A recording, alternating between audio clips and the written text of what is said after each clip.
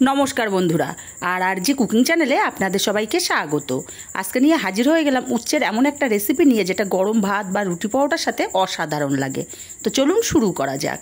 আমি এখানে আলু বেশ ঝিরিঝিরি করে কেটে নিয়েছি, যতটা সম্ভব ঝিরিঝিরি করে কেটে নিয়েছি, আর ভালো করে ধুয়ে জলটাকে ঝরিয়ে নিয়েছি। উচ্ছেগুলোকেও একদম পাতলা পাতলা ঝিরিঝিরি করে কেটে নিয়েছি, তবে বীজগুলোকে আমি ফেলে দিয়েছি। আপনারা চাইলে বীজগুলো রাখতেই পারেন। এবার একটা কড়াই গরম করে 4 চামচ তেল দিয়ে দিলাম। তেলটা গরম করে 2টো শুকনো লঙ্কা দিয়ে দিলাম, আর দেবো 1/2 চামচ কালো জিরে। ফোড়নটা ভাজা ভাজা হলে উচ্ছেগুলো দিয়ে দেবো আলুগুলো। উচ্ছের সবুজ অংশ বজায় রাখতে এইভাবে উচ্ছে ভাজলে কিন্তু দারুণ টেস্ট হয়। আর ঝাল অনুযায়ী কয়েকটা চেরা কাঁচা লঙ্কা দিয়ে নাড়াচাড়া করে ভালো করে মিশিয়ে দিতে হবে। ভালো করে মিশিয়ে দিয়ে প্রথমেই কিন্তু আমি লবণ হলুদ ব্যবহার করব না। এইভাবে পাতিয়ে পাতিয়ে উচ্ছে আলুগুলোকে আমি 2 মিনিট রান্না করে নেব। 2 মিনিট পর নাড়াচাড়া করে দেব। দেখুন আলুগুলো নিচের দিকটা লাল লাল হতে শুরু করেছে। আবারও একটু নাড়াচাড়া করে পাতিয়ে দেব। উচ্ছে আলুটা প্রথমে একটু সেদ্ধ করে নিয়ে তারপরে আমি লবণ হলুদটা এখানে ব্যবহার করব। আরও 2 মিনিট পাতিয়ে দিয়ে রান্না করেছি। আলুগুলো উচ্ছেগুলো বেশ লাল লাল হতে শুরু করেছে।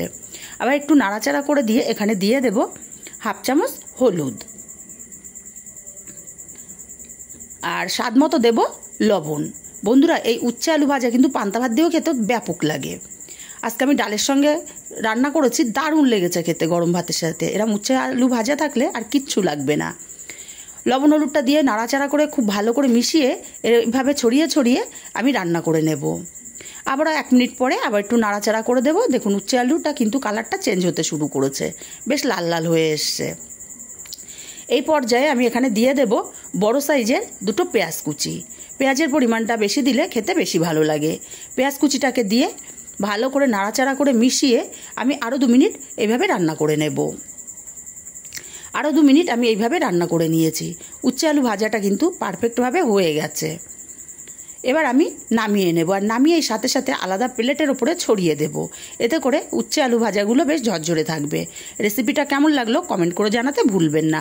ভালো লাগলে কাছের আত্মীয় স্বজন বন্ধুবান্ধবের কাছে শেয়ার করতে ভুলবেন না, আর একটা লাইক দিতে ভুলবেন না।